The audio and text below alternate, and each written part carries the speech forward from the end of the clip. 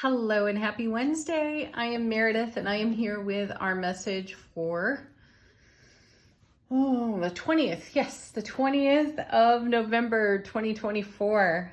Tuning into the energy atmosphere with the Mystical Maidens Tarot. We have the sun in Scorpio, the moon is in Cancer for a couple more hours-ish, moving into Leo thereafter, and then of course our retrogrades. Neptune, Chiron, Uranus, Jupiter. Not aware if anything else has gone retrograde. All right, what's happening in the cards today according to tarot? Our first is the King of Wands. Nice energy.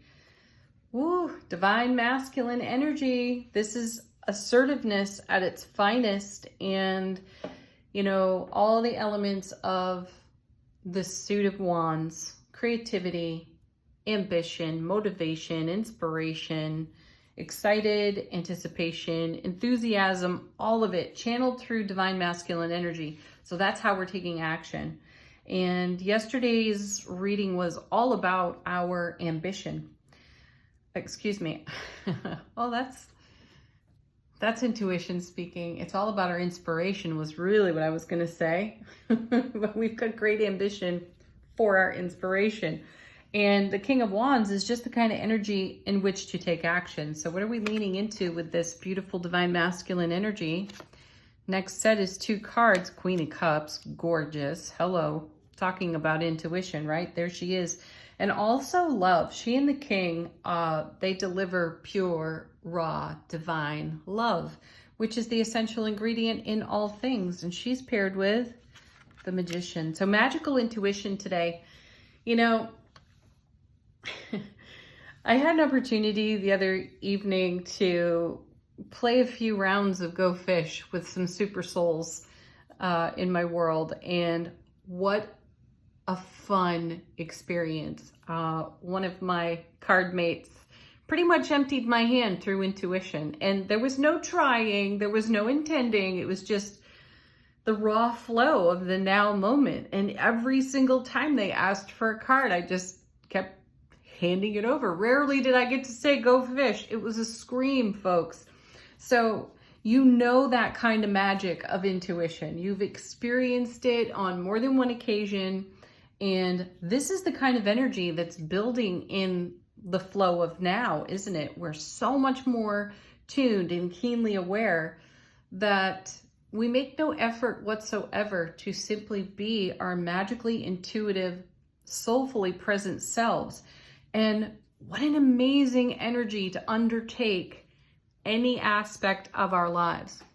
And, we've had enough tower moments.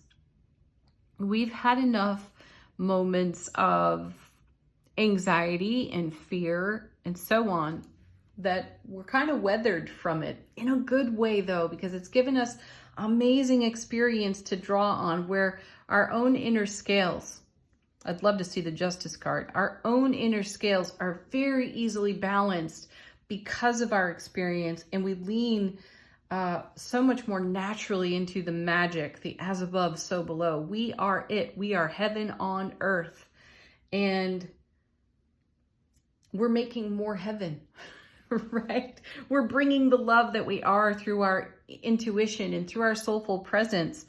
And we're extremely passionate and ambitious about it. So more of that, please. Thank you.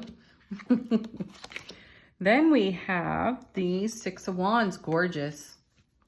Victory, success, homecoming to one's own heart space. Living from the heart space is, it's really the way to go. It's the way to blaze a trail, right? Then we have, paired with it, the Wheel of Fortune. Destined events are unfolding, and they're seamless in the way that they happen.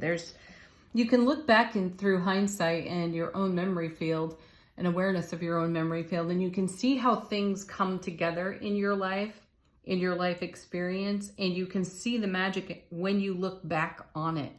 Though what I'm sensing here is we need not look back on anything. It's happening right in front of our very eyes, as it always has, except now we're super aware of it, which creates the magic and the raw joy that comes of being a witness in the now to that magic. Oof, wonderful. So the divine delivery system is delivering fulfillment. I mean, it's paired with the Six of Wands. That's an amazing combination. So victory, success, fulfillment. Perfect. So you're seeing the evolution of your journey. You're seeing the evolution of everything you're in manifestation with at the moment. And you can even see into the ripple effect of the oncoming. We've been talking about that for a while now. So I like that that message is consistent. And our next card is the Ace of Wands. So we're running the suit here between the King and the Ace. Amazing, right? So in the Ace of Wands, you have a new beginning and a fresh start. And you can apply that new beginning and fresh start to everything that is of the greatest interest to you in the now, right? Everything that you are pouring your attention upon. Beautiful. And, you know, challenges are easily overcome. I like that we've been seeing a lot of aces because they neutralize the challenging effects that crop up. Mostly these are going to come from our own inner dialogue connected to old programming belief system. And I was thinking the other day, I took the word belief apart, and you break it down to be life. How are you being in your life right now? Well, there's a whole lot of inspiration for you to draw upon. And we're in our first full day of Pluto in Aquarius, which is very transformational. What we've been comfortable with, what we know of Pluto in Capricorn it's kind of like shedding an old skin, right? And we're moving into this very innovative, inspirational energy in Aquarius. So we're going to likely be very inventive, and we are going to have all the skill, all the tool, and all the experience to create everything that we have been envisioning and inventing behind the scenes for decades, probably. It'll be exciting. So this divine delivery system in the Wheel of Fortune is beautifully placed in the center of the reading because we've got magic and love and intuition on one side, and we've got fire and passion and assertiveness as well, all lending itself to new beginnings and fresh starts. I do sense that many of us, I think we talked about this in yesterday's reading, and I feel really passionate about it. We've all got a dream. We've all got a unique something to contribute. And I feel that the energy of now is providing the resources to bring the magic of our unique contribution to life. And it's really exciting. And then we have the Seven of Wands. Gorgeous, because we're blazing a new trail. So we have the 6 and the 7 of Wands in the reading. You can add the Ace to the 6 and get another 7. You can add the Ace to the 7 and get the 8, which we saw the other day, I believe. And you're going to experience a swiftness, a quickening in the energy atmosphere, if you will. And that quickening is going to create even more inspiration and a desire to take greater action. Allow your intuition to guide you and be in that flawless, uninterrupted, divine flow of presence in the now with your soulful awareness and intuition. Yes. Let's see what's going on behind the scenes. How's the universe helping us out? What's on the bottom of the deck? Our first card, Knight of Pentacles. I like seeing that. It's a super grounded, centered energy. And this particular Knight doesn't miss a single detail. Not one single thing is overlooked. And that's where intuition is also going to play a really big role, because we're not necessarily responsible for remembering every little detail. What we need to know will be revealed to us in the now as we are soulfully present and aware. Gorgeous, right? 9 of Swords. Excellent. I like seeing that card too. I know that this is the anxiety card. This is the one that can keep us awake at night. And what I'm feeling here is these days are over. The responsibility of remembering every little detail and every little thing can be anxiety producing. Though, as we are occupying the fullness of our soulful presence, every detail is tended to in the divine moments of now. It's very relaxing. Then we have Two of Wands, because we've got a greater vision. We have a whole world of opportunity that we are taking great leaps of faith with in the Two of Wands. Our next card off the bottom of the deck, consecutively, look at that. Lots of wands here. Three of Wands. Our vision is growing. You know, we've actually taken steps. We have invested in, we've begun to build and construct, magically so, the vision, the dream, our unique contribution. And this is what brings us the greatest joy. Look at that. Now, there is the Seven of Swords. You know, I had a little bit of intuitive inspiration off this card. I was driving quite a distance the other day, and this card popped into my thoughts. And I saw this card as our shadow side. I often speak of this card as the saboteur. It's called the thief in tarot. And we can sabotage our vision and our dream by going into the shadow, having self-doubt. And I like that this card shows up because we've certainly had a healthy dose of it. We know what this looks like, feels like through all of our senses, right?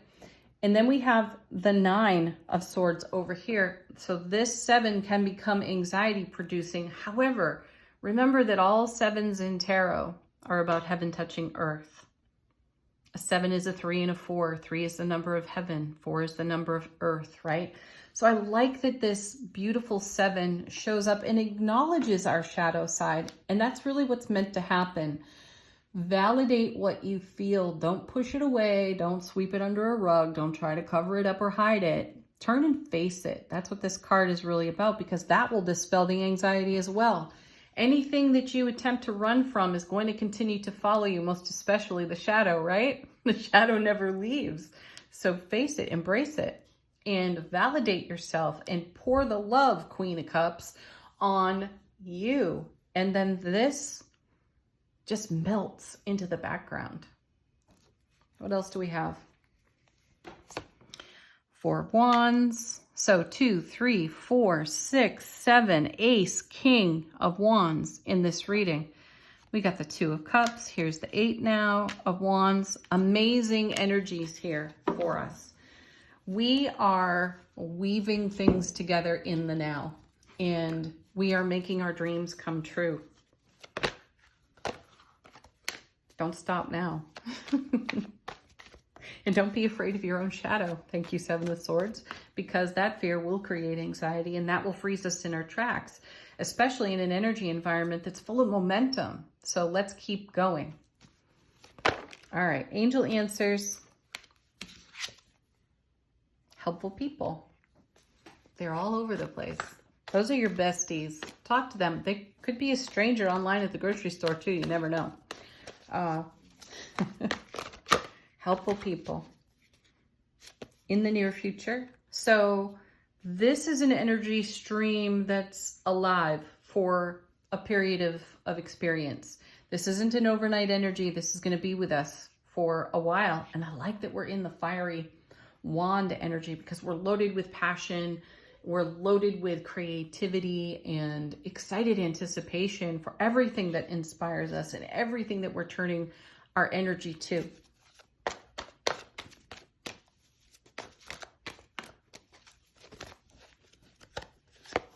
Be assertive.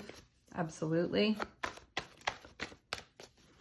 I think that's great confirmation to the Nine of Swords and the Seven of Swords. Be assertive when it comes to any shadow that rises for you. Be loving. You know, let it approach. Don't run from it. And you'll bring it the peace it deserves, because you're all about creating big happy changes. And that all happens through your happiness.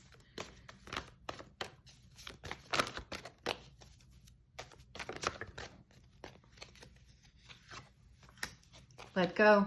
Go with the flow. Absolutely. That's some of the best advice ever. And I feel that's what's happening as we are so much more aware of our own soulful presence and the dynamic interplay between soulful presence and conscious awareness with a stimulated ego. Let go. And watch the magic happen. So, angels and ancestors, how is our soulful presence speaking to our conscious waking awareness? And there it is, she-wolf. Unleash the wild within. Yes, assertively so. Show up like that. And imagine how you will be met by all the things that you're dreaming awake on your foundation. Yeah. All right, leave some comments on that, if you will. Have the best Wednesday ever. Peace, love, joy. Namaste.